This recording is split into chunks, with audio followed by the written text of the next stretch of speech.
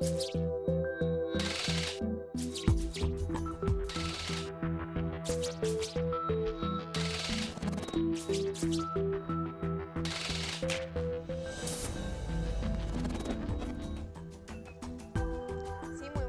a los usuarios y usuarias de Vive Televisión. Estamos en esta nueva emisión de En Debate. Hoy tenemos como invitado a Walterio Lanz, un campesino y además profesor de la pedagogía popular, pero sí, se ha dedicado a enseñar además a varias generaciones en torno al tema de la producción de alimentos. Y hoy tendremos un programa bastante interesante y polémico además, porque estamos en el marco de la guerra económica, como todos sabemos, con una escasez además de proteína, con una escasez de carne, y Walterio nos tiene un conjunto de propuestas sobre alternativas para la producción de proteínas en el país, propuestas incluso que pueden elevarse a hacer políticas de Estado para ir superando de una manera además desde la producción socialista, revolucionaria, estas dificultades que está atravesando el pueblo venezolano. Vamos a comenzar con un micro, son unas palabras del presidente Nicolás Maduro en un encuentro en el que tuvo la oportunidad de conversar con Walterio Lanz. Adelante.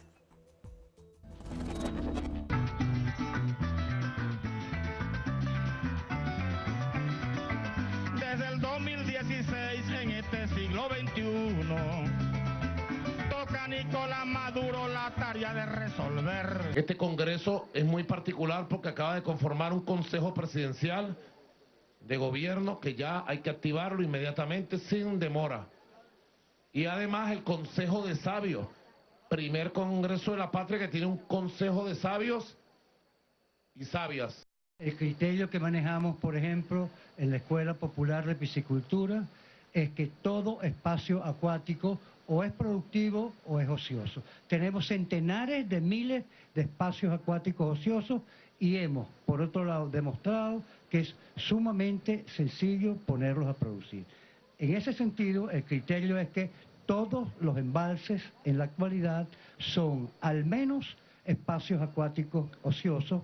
Hemos generado algunas conversas con alguna gente del Ministerio de Ecosocialismo, pero va retrasado, pero con el nuevo ministro, que usted dé instrucciones, presidente, porque tenemos allí un potencial de cualquier cantidad de toneladas de proteína de primera calidad que puede ser producida a unos costos realmente muy bajos. Okay, mira, hemos desarrollado una red de laboratorios alternativos donde producimos alevines. Escucha. Esa red de la Escuela Popular de Piscicultura está absolutamente a la orden, no solo para... Bueno, mira, Walterio, no podemos irnos de aquí sin concretar esa idea y propuesta que tú has hecho.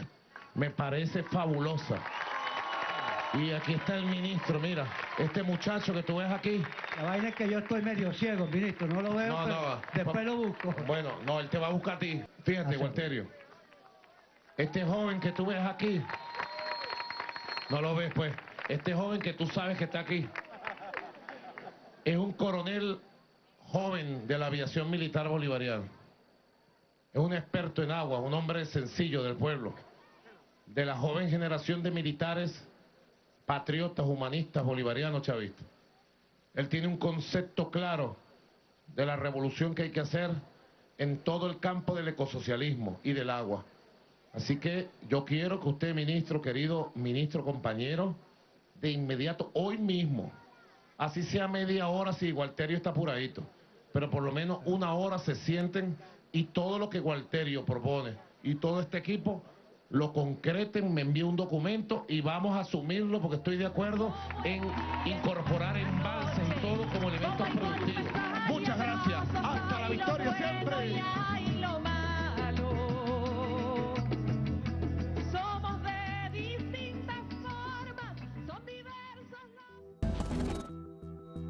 Estos son unos amigos que hicieron este micro y continuaron además colocando lo del Consejo de Sabios que dice el presidente Nicolás Maduro. Pero yo quiero que uno de esos sabios, Walter, nos explique de qué se trata esa propuesta que se le hizo allí, además que el presidente escuchó con tanta atención y dijo que debía ponerse en curso. ¿De qué nos estás hablando cuando se plantea la producción de cachama? Bueno, en primer lugar, gracias a Vive TV, gracias Thais gracias a la gente de En Debate. Hay cosas que no podían plantearse el presidente allí, pero que es bueno compartirla con los televidentes, ¿no? Por ejemplo, que nosotros tenemos más o menos unas 700.000 hectáreas de embalse en todo el país.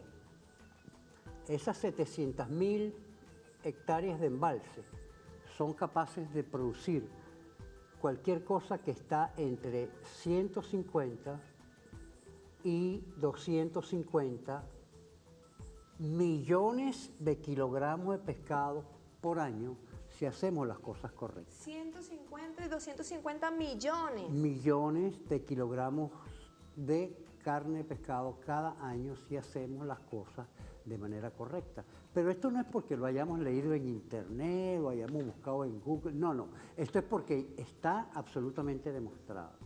¿Ves?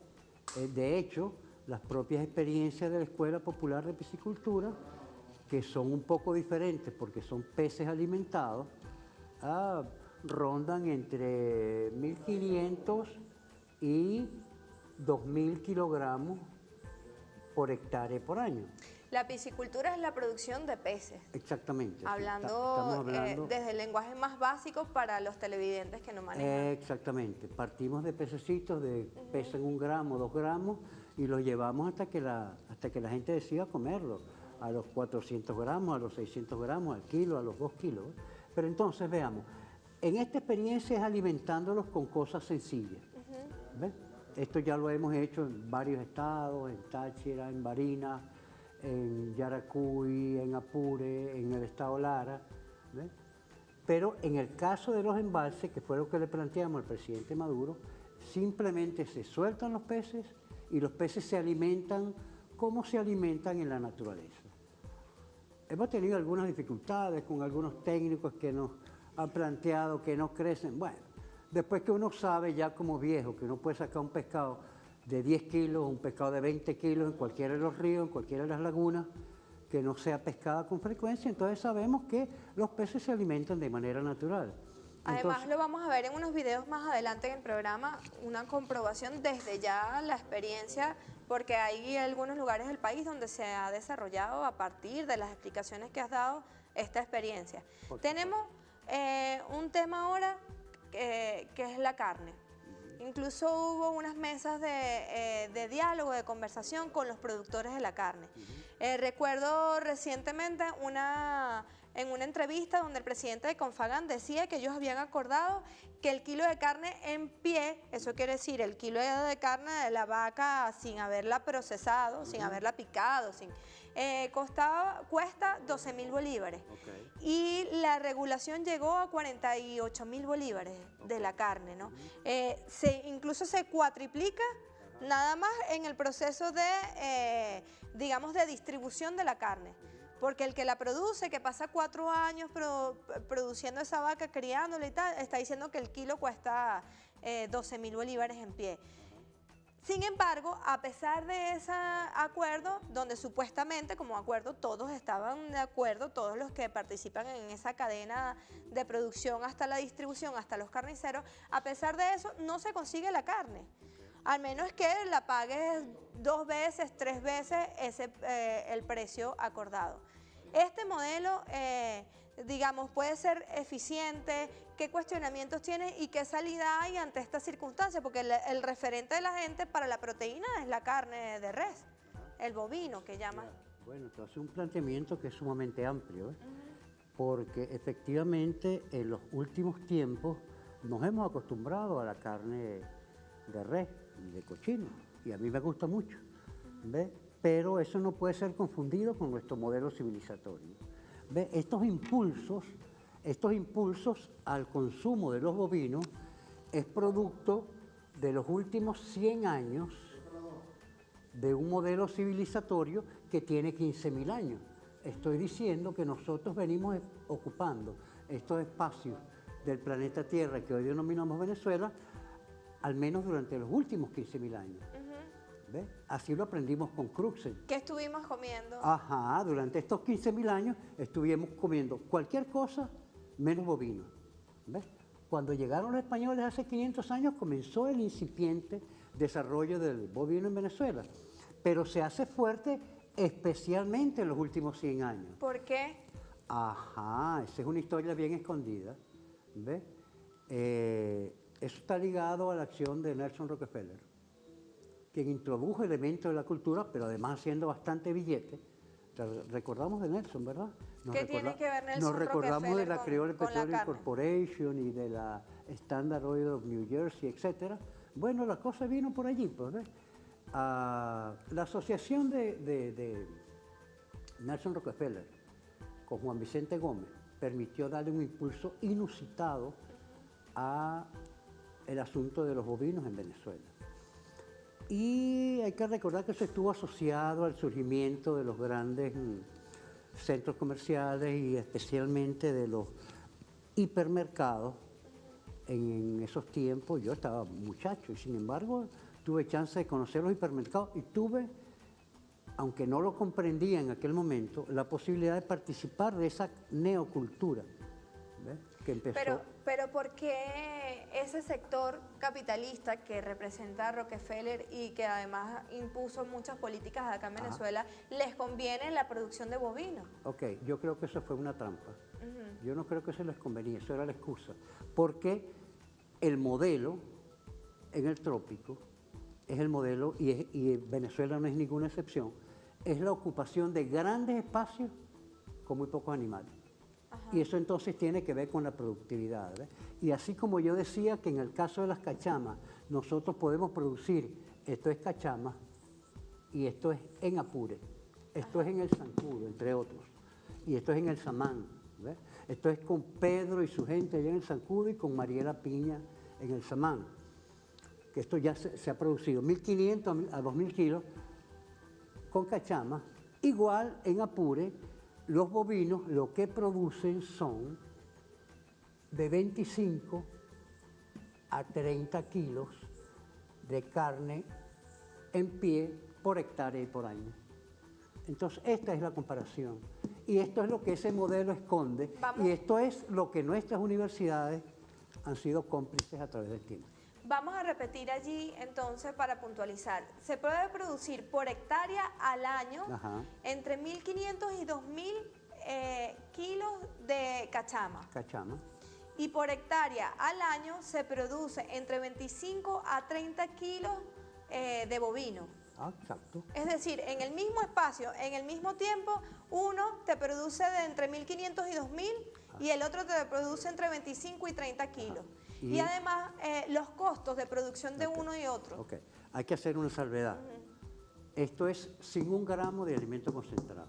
Las cachamas, sin 1 gramo de alimento concentrado. Esto es simplemente echándole todo lo que puede ser producido en esos territorios y un poquito más. Lo mismo que comemos nosotros, de manera que entonces no hay excusa para no producir yuca, no hay excusa para no producir auyama, no hay excusa para no producir más frijol, no hay excusa para producir más maíz, etc.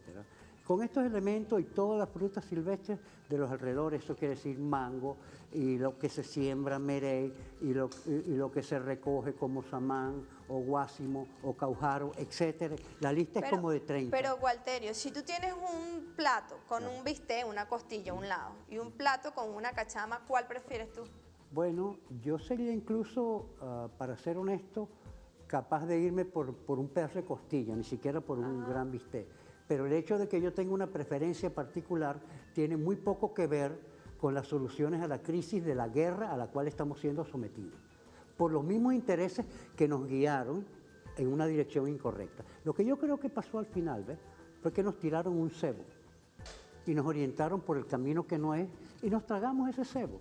Vamos a decir que compartimos todo ese desastre del señuelo de los últimos 100 años. Nosotros vamos a desarrollar esto en los 2 segmentos que vienen. Vamos a ver Además, cómo esta experiencia se puede llevar a cabo en cualquier comunidad, sin técnicos, sin grandes especialistas, sino que incluso, como tú me decías hace un rato, eso puede ser un trabajo hasta para los niños, alimentar a los peces, y que genera gran productividad. Pero yo los voy a dejar en este segmento con un micro sobre Gualterio para que conozcamos quién es el que nos está explicando. Un profesor, pero dedicado a la pedagogía popular, que yo conozco desde hace muchos años. Me enseñó cuando estaba en el liceo a sembrar, en el Politécnico. Recuerdo aquellas clases que nos daba. Y se ha dedicado a enseñar en muchos lugares a varias generaciones, como les decía al principio. Entonces veamos eso para continuar en los otros segmentos con el programa. No se vayan.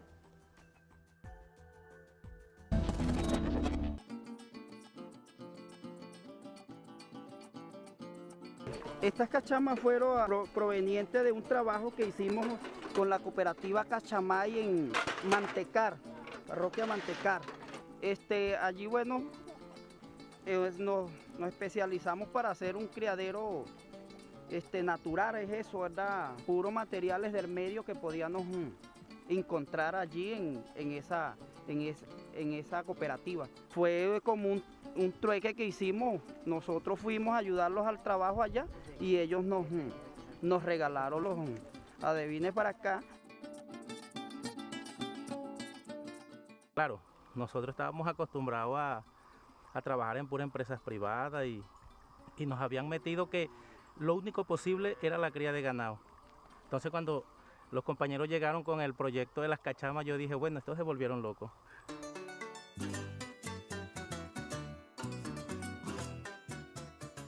Y me ponía a pensar, bueno, sin dinero y sin nada, ¿cómo van a hacer un proyecto de cachama? Que eso requiere tanta plata, pensaba yo. Como eso era lo que nos habían metido, ahora que cuando yo veo que traen las cachamas, bueno, ahí comencé a pensar de otra forma. Yo vi que trajeron las cachamitas, las tiraron en la laguna y luego comenzaron a crecer. Bueno, y ahora yo sí sé que es posible. Esa comen de todo, menos alimento concentrado. Y es el método que se ha utilizado para no gastar dinero.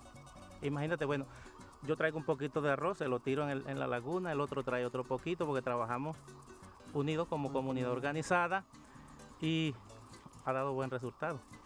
No pensé que era tan difícil, porque eso sí, nos dijeron que como todo se estaba haciendo a mano, que vamos a criarlas con la sobrantera de la comida, con las frutas, el mango, también la caujara, también se le echaban las guayabas. Le echamos comida a las cachamas. Ahí aprendí yo a nadar en esa laguna.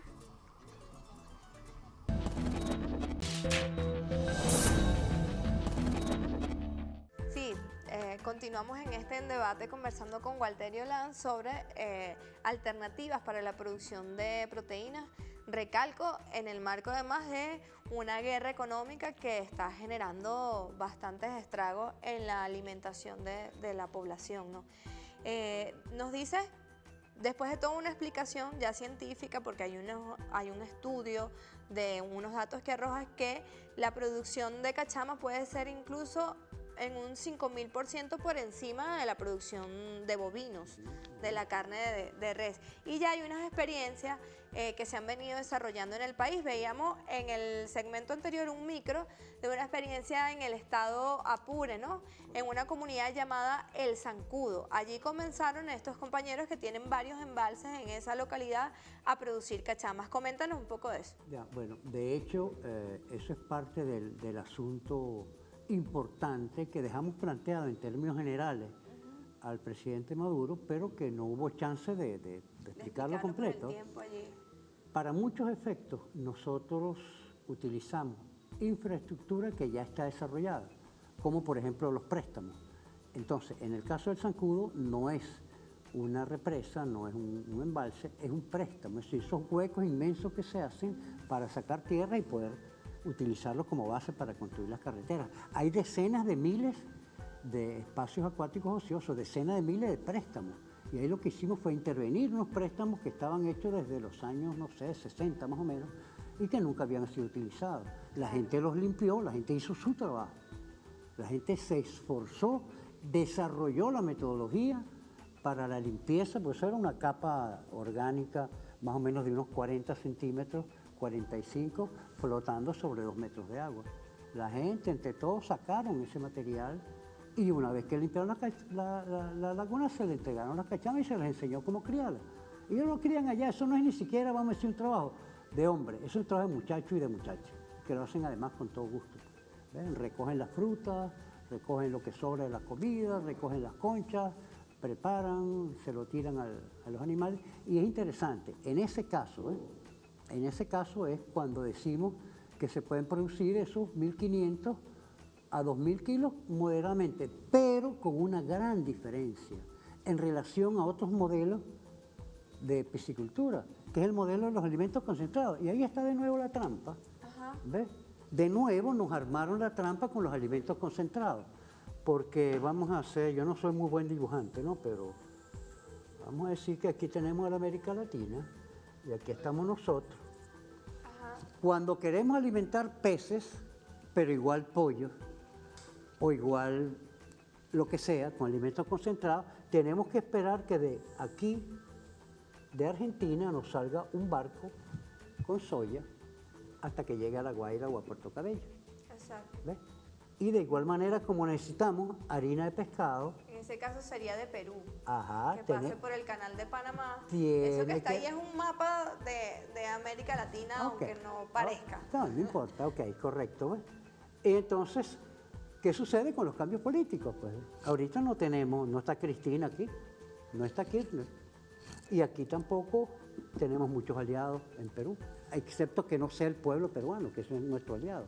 Pero el tipo de gobierno, bueno, nada, no voy a hacer ningún comentario sobre ese idiota. Y además los empresarios nunca han sido aliados de los pueblos. Entonces, ¿qué sucede con un país con una crisis como la que estamos nosotros?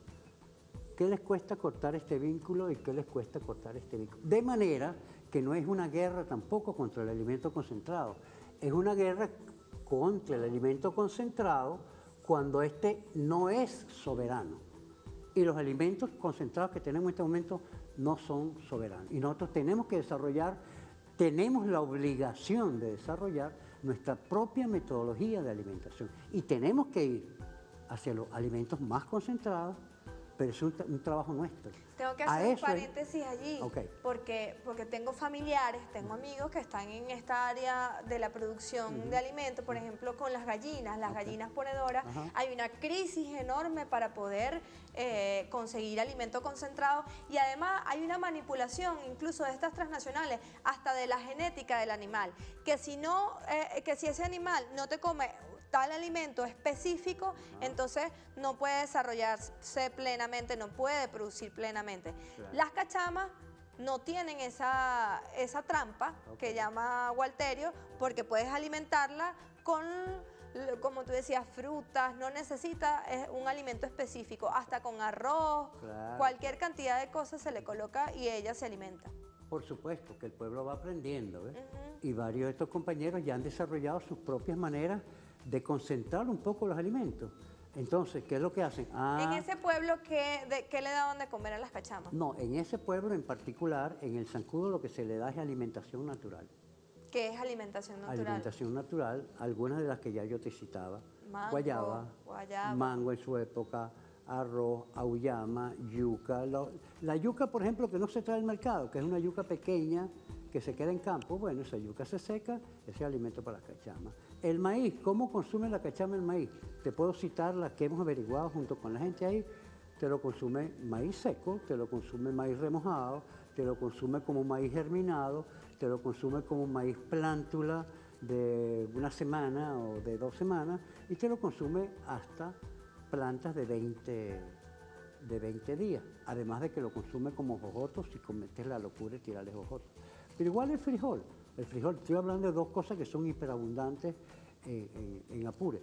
Bueno, el frijol seco, el frijol remojado, el frijol plántula, una planta de 8 o 10 días, bueno, de esa manera consume.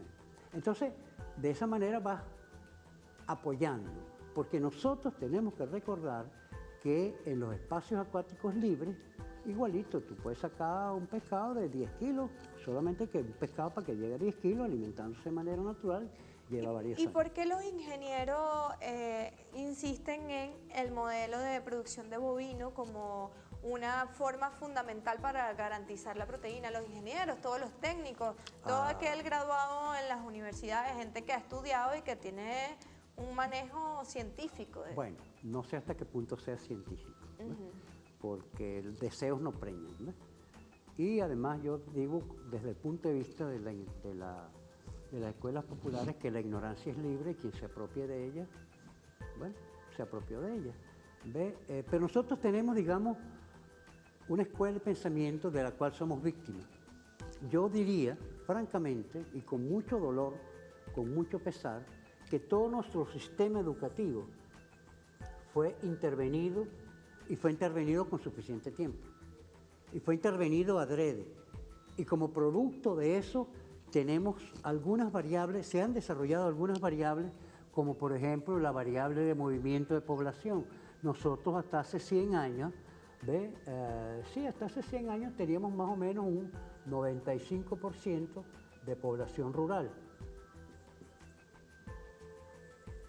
Y ahora no llega al 5%. Pero teníamos escasamente un 5% de población urbana y ahora nuestra población urbana es 95%. Se han desarrollado los grandes cinturones detrás del sueño del desarrollo. Esto es el modelo americano. Pero esta es también una manera de concentrar a la gente en poblaciones, personas que no son y no pueden ser capaces de producir ni siquiera, Thais, el 1% de lo que se llevan a la boca. Entre tanto, este grupo que resiste producen el 90% de las cosas que comen. 80%. Entonces necesitan algo de dinero adicional. Entonces el modelo de agrupamiento, el modelo de ocupación del espacio es un modelo perverso. Si nosotros observamos todo lo que es, por ejemplo, déjame intentarlo rapidito aquí, todo lo que es... El mapa de Venezuela. Ajá, ok. Si nosotros pudiera vemos, ser incluso el 90% del territorio sin estar ocupado. bueno, con las disculpas de la geografía, ¿no? Veamos, si este es el Orinoco y este es el Apure, digamos, todo lo que está al sur del Orinoco y del Apure, esto quiere decir todo el estado Amazonas, todo el estado Bolívar, todo el estado Delta, son territorios olvidados, territorios despoblados que no sea por alguna concentración como la conurbación ahí Puerto Ordaz, San Félix. ¿Y qué pasa con el sur de Monagas? Desocupado. ¿Qué pasa con el sur de Anzoátegui? Desocupado. ¿Qué pasa con el sur del Guárico? Desocupado. ¿Qué pasa con el sur de Barinas? Desocupado. ¿Y dónde tenemos entonces la concentración? Aquí, en esa cosa que llamamos el cinturón centro-norte costero. Sin producir comida y los espacios donde pueden ser producida la comida ocupados fundamentalmente por bovinos. Pero además hay otro planteamiento que tienes y que hablabas allí de espacios acuáticos ociosos, que tiene que ver de la producción dentro de la misma ciudad. Hay algunos proyectos que se han impulsado en estos años a partir de la crisis económica, que es el de agricultura urbana, algunos con más eficiencias que otros, pero ahí está ese planteamiento. ¿Qué son esos espacios ociosos, acuáticos ociosos se llaman? Eso es para establecer un paralelismo con algo que nos enseñó Chávez. Bueno, ya lo veníamos practicando desde antes de Chávez, con la recuperación de tierra, que es una historia más larga y más vieja, pero Chávez le dio muchísimo impulso. Entonces, de la misma manera que decimos que no puede haber tierras ociosas, no puede haber espacios acuáticos ociosos, porque son potencialmente productivos. Tú puedes decir que con muchas empresas, cada metro cuadrado, con mucha tranquilidad, te puede producir medio kilo de carne de pescado por año. Sin forzar y sin estar con alimentos concentrados. Tal vez un poco más, pero digamos que moderadamente 500 gramos de carne por cada metro cuadrado. ¿En cuánto tiempo? En un año, en un año, con alimentación muy sencilla, con lo que tú tengas allí. Ahora bien, ¿qué sucede cuando nos hemos concentrado en las ciudades? Bueno, primero, y esto me hace recordar a Emma Ortega, que lo reclama mucho, ¿ves? Hemos ocupado espacios preciosos de producción, porque todas las ciudades se fundaron al lado de espacios con agua y espacios productivos, era obvio. Claro. ¿Ves? Pero esos espacios se los tragó el capitalismo, se los tragó esa migración brutal a las ciudades. Entonces hay muy poco espacio en las ciudades y es, por supuesto, absolutamente pertinente la existencia de un ministerio como el Ministerio de Agricultura Urbana. Pero por cierto, hay que tener cuidado porque no solamente tenemos que hablar de los espacios planos, tenemos que hablar de los espacios verticales, que se nos olvida también, ¿no? Pero bueno, veamos, nuestros sistemas educativos fueron intervenidos y es así como que, bueno, el mismo mareo del espejito, pues. Vénganse por aquí, muchachos, y... Pero, puntualizando, ¿a qué te refieres con los espacios acuáticos ociosos? Ah, bueno, que todo espacio acuático ocioso es espacio acuático potencialmente productivo. Pero, ¿qué se puede considerar un espacio acuático ocioso? Una laguna, pero también un tanque. Desde un charquito. Mira, si usted tiene un tanque de 1 metro cuadrado y no produce peces allí, digamos que no sea el agua de tomar, pues, ¿ves? Claro. Pero si un tanque y no produce peces allí, entonces yo diría es un espacio acuático ocioso, ¿ves? Pero un espacio como del lago de Valencia, que son 300 kilómetros cuadrados, esos son 30.000 hectáreas ociosas y dañadas precisamente como producto de esa misma barbarie en la ocupación de los espacios. Dejar el territorio libre, ¿ves? Dejar el territorio libre porque además eso permite crear los latifundios, eso fue lo que permitió crear. De ahí fue lo que entendió, en mi opinión, Nelson Rockefeller y fue la idea que le compró Gómez. Bueno, nosotros vamos a despedir este segmento. Les decía que hay un material donde nos cuentan la labor que ha hecho Gualterio de formación en muchas comunidades en este país y ahí lo vamos a ver en acción conversando con personas que están en el área productiva, incentivando a la reflexión, al pensamiento y a la acción en lo concreto como método de aprendizaje. Y no se despeguen que falta un último segmento con otros planteamientos y propuestas.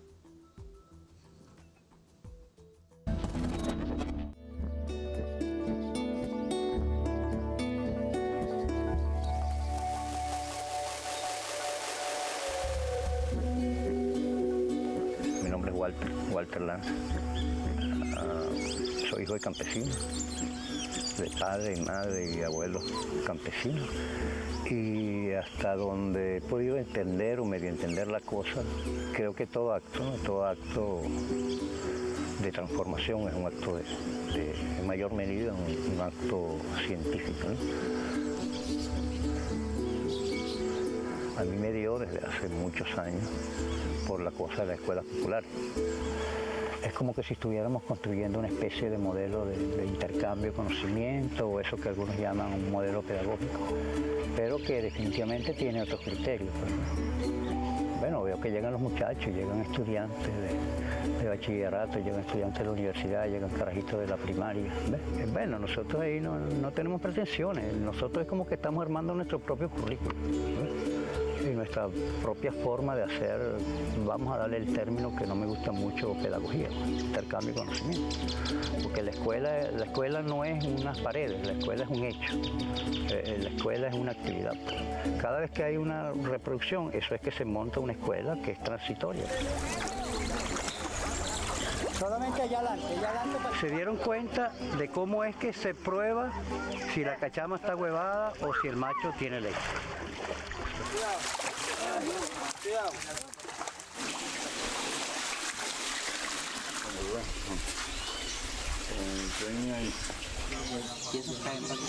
¿Cuál es el problema, o dentro de los problemas fundamentales, no solo de Venezuela, por Dios, de toda la América y muchos otros lugares, África? Un problema fundamental, no hay suficiente proteína, o están mal distribuidas o son costosas. Entonces, si tenemos alternativas, animales capaces de crecer con menos complicaciones y con menos costos, y en el caso particular nuestro, mucho más aún, pues, ¿verdad? Porque estamos hablando de pescados que son de acá. Es un acto de soberanía. Claro, trabajamos con cierta tecnología que aprendimos a través de cursos que hicimos en la universidad y viendo, y hemos ido mejorando y hemos ido, adelantamos, avanzamos, echamos para atrás, volvemos a avanzar y ahí vamos, ¿no? Todos los días aprendemos algo nuevo, como en todas las facetas de la vida, pues. A veces nos vamos en los hechos pedagógicos más al problema de la forma que al problema del fondo. Entonces, a veces vemos docentes que están preocupados por el uniforme y no por los contenidos curriculares y por las actividades de los muchachos. Ah, no, el uniforme. Y además choca contra otras cosas que nos parecen importantes. El hecho de aprender, pero aprender haciendo. El hecho de aprender, pero aprender jugando. Ah, ¿cómo el carajito aprende a relacionarse con la semilla? Bueno, viendo las semillas, manipulándolas, sembrándola, viendo sus resultados, equivocándose, echando para atrás, rectificando. Se convierte en un acto natural, no forzado, pues se parece más a la vida. ¿Ves? Y pensamos que bajo esas circunstancias hay mayores posibilidades de aprender. Dispara un poco otros elementos importantes, como son, bueno, la iniciativa, la creatividad. Acá no hay, francamente, una separación entre la vida común, la vida diaria y la ciencia. O sea, el ser humano está permanentemente haciendo ciencia.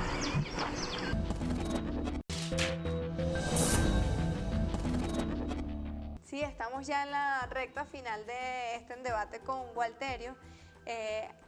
Hemos venido conversando sobre el tema de la producción de cachama. Ahorita en el corte los estaban conversando porque camarógrafos le preguntaban el tema de si, bueno, si uno tiene un embalse en su casa, un tanquecito, hasta ponchera, si puede ponerse a producir eso y si no hay problema con el cloro.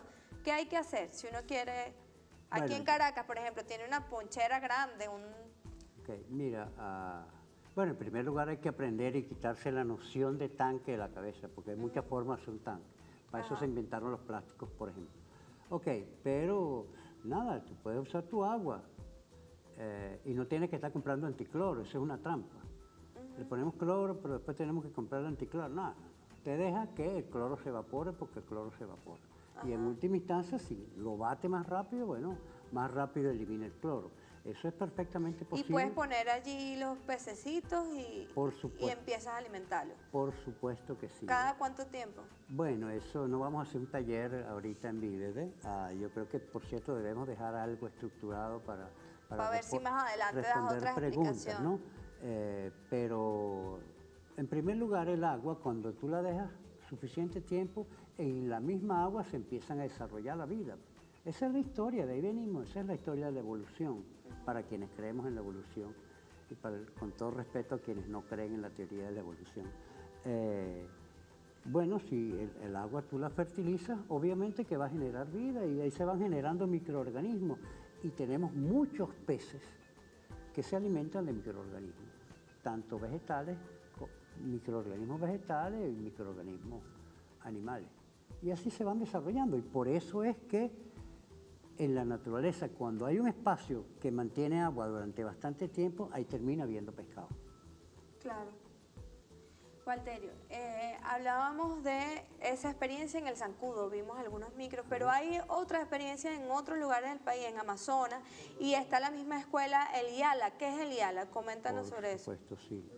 Un saludo a los compañeros del IALA y a los saludos a los compañeros de Pargüeña en el territorio, en el estado Amazonas.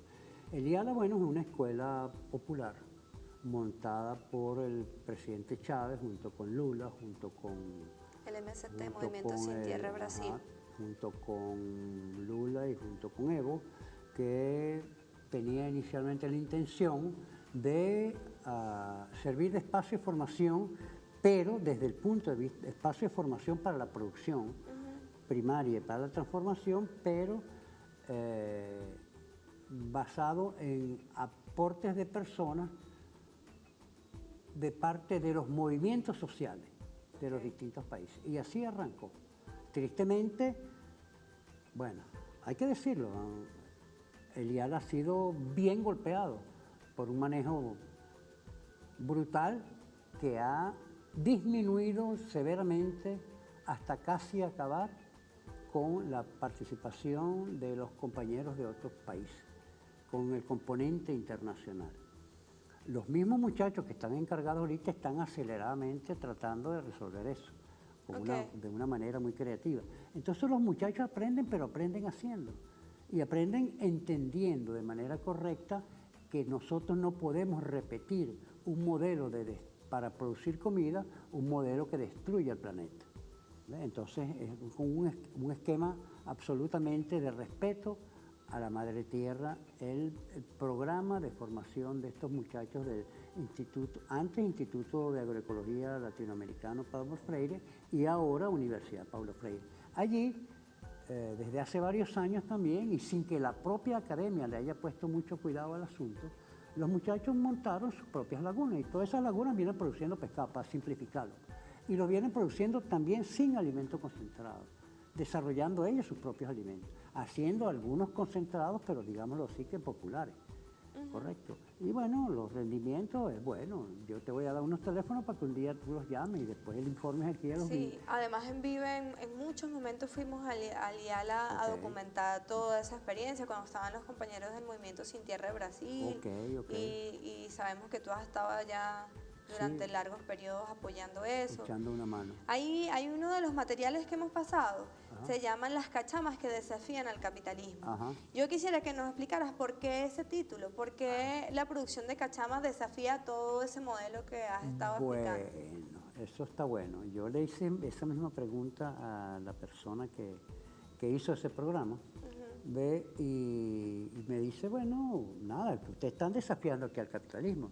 Si no salen a comprar, como decía uno de los compañeros de allá del Zancudo, si no salen a comprar, sino que producen o recogen en los alrededores de las lagunas, y eso es lo que utilizan como alimento, y además se distribuyen, que es otro aspecto importantísimo de esa experiencia, es cómo funciona la distribución. Una distribución no capitalismo, punto, tan sencillo como eso.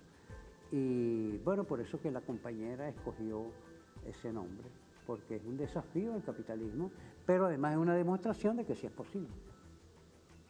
Ahí se está rompiendo con la lógica de ese alimento concentrado que es importado. Eso garantiza independencia, garantiza soberanía, pero además se está rompiendo con la forma de obtener proteínas que sea solamente a partir de la carne de bovino, ¿no? Correcto.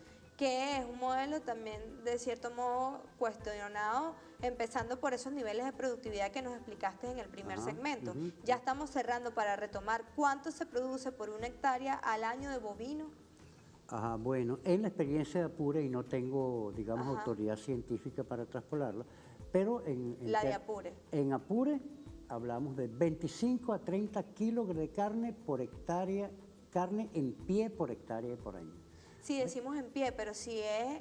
Ok, más o menos casi siempre es el 50%, 48%, digamos que la mitad. Eso querría decir, más o menos, 15 kilogramos de carne en canal, es lo que se produce en el estado Apure. Pero por cierto, que aunque uno no tenga la autoridad científica, sí tiene la experiencia para traspolar. Y eso es autoridad científica también. Yo diría, en materia de carne en pie, que es como más rápido lo sacamos, si en Apure se produce 30, es casi imposible que Barinas, con todo lo que se habla de Barinas, y es un engaño, un vergonzoso engaño al presidente Chávez, es difícil que se produzcan más de 100 kilos de carne en pie por hectárea y por año. En los modelos predominantes, que son modelos de tener las vacas en lo que llamamos modelos extensivos. Sin embargo, en el Guárico, en el sur del Guárico, es casi imposible que eso pase de 80 kilos de carne en pie por hectárea y por año. Sin embargo, en la esencia de tu planteamiento no está cuestionando que se produzca esa forma de proteína. Puede haber una coexistencia, o sea, en los llanos, en Apure puede haber lagunas donde el mismo ganado tome agua de allí y allí también están las cachamas y es fantástico los peces. que tú lo toques, ¿ves? Porque efectivamente es así. Esto no es ninguna guerra contra la carne, solamente que hay que denunciar la ineficiencia, y por esa ineficiencia en la producción es que la gente lo paga caro. Hay que tener clarito eso. Ok, veamos, pero no es un ataque. Es más, si se llena de lagunas, muchos de los espacios donde solamente se ponen vacas, menos vacas se van a morir, como en efecto se mueren en verano. O se retrasan porque tienen que caminar grandes distancias para tomar agua. ¿Ves? Entonces se simplifica. Pero un momentico, préstame esa laguna para meter unos pescados. Correcto. Además, bueno, se tienen otras alternativas allí porque se van sedimentando los excrementos de los peces y eso es que podría considerarse como agua sucia, al mismo tiempo podemos decir que es agua fértil que nos permite producir otras cosas. Hay un último material de esta misma comunidad del Zancudo donde ya no es Gualterio, sino son los miembros de esa comunidad incentivando a la producción de cachama.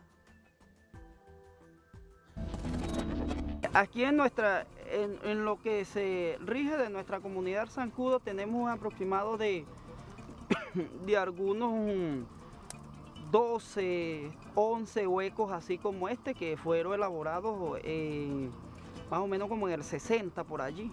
Y nosotros lo llamamos préstamo porque fueron tierras que quitaron prestadas para la vialidad que tenemos de asfalto. Ya estamos haciendo, para avanzar en el proyecto, con los camaradas en el proyecto alternativo, la limpieza de otra laguna que tenemos allá al frente y otras lagunas que están dentro de las comunidades que también vamos a avanzar en ellas.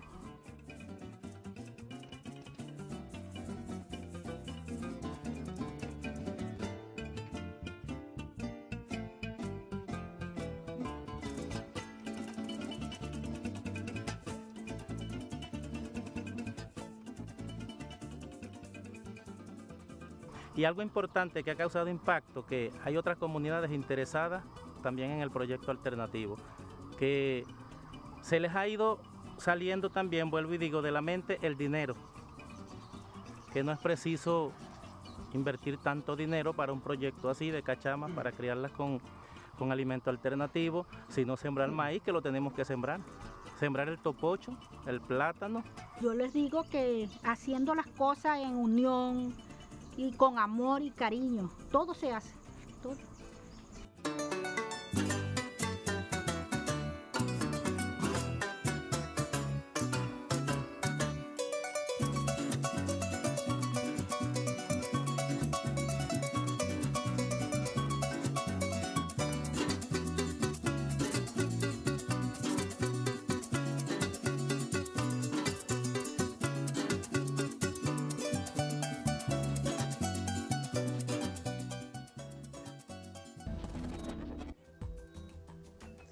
Ese material fue realizado por los compañeros de la Agencia Bolivariana de Noticias. Vemos ahí está la comunidad del Zancudo, hemos mencionado otras dos experiencias, la de Amazonas, la de Eliala.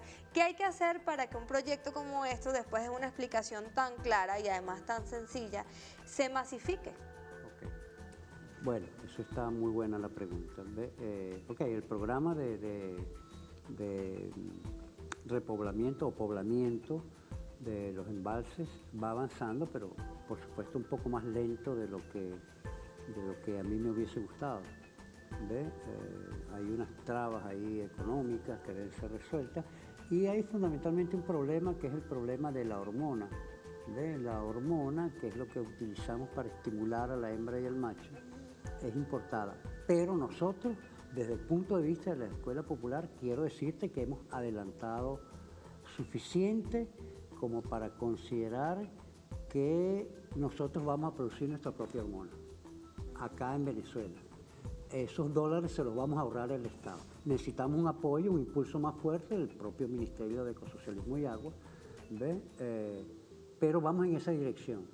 Quitarnos de encima el yugo que significa la hormona importada, que por supuesto se paga en dólares. Entonces nuestros propios muchachos van a aprender a hacerlo y vamos a hacerlo nosotros mismos, vamos a dirigir ese proceso, con apoyo de gente muy seria de la piscicultura en Venezuela, como por ejemplo el profesor Otto Castillo en el estado portugués.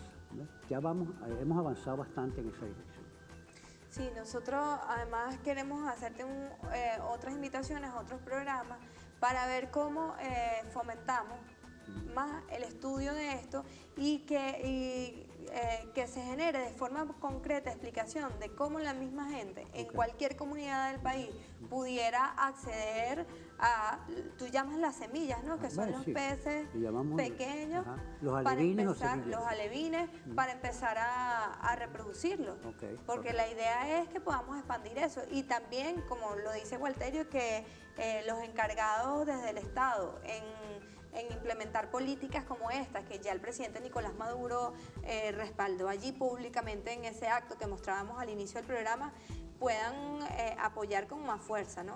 Un mensaje final, sobre todo desde la reflexión en el marco de esta guerra económica sobre el tema productivo y además esa transformación cultural que se tiene que hacer para que la población esté abierta a la producción y al consumo de otras alternativas de proteínas que incluso son más nutritivas y más beneficiosas para nuestro cuerpo.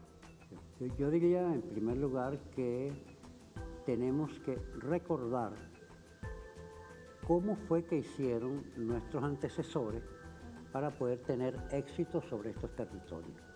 Y yo diría que el asunto fundamental fue que jamás se doblegaron. Y de alguna manera esta es una lucha de continuidad. ¿Ves? Esta es una lucha de continuidad contra una agresión que lleva 500 años con distintas magnitudes. Las últimas son las del idiota de Mr. Trump, pero no podrán con nosotros. ¿Ves? Nuestros territorios y todos los territorios ubicados en ese cinturón intertropical son territorios mágicos.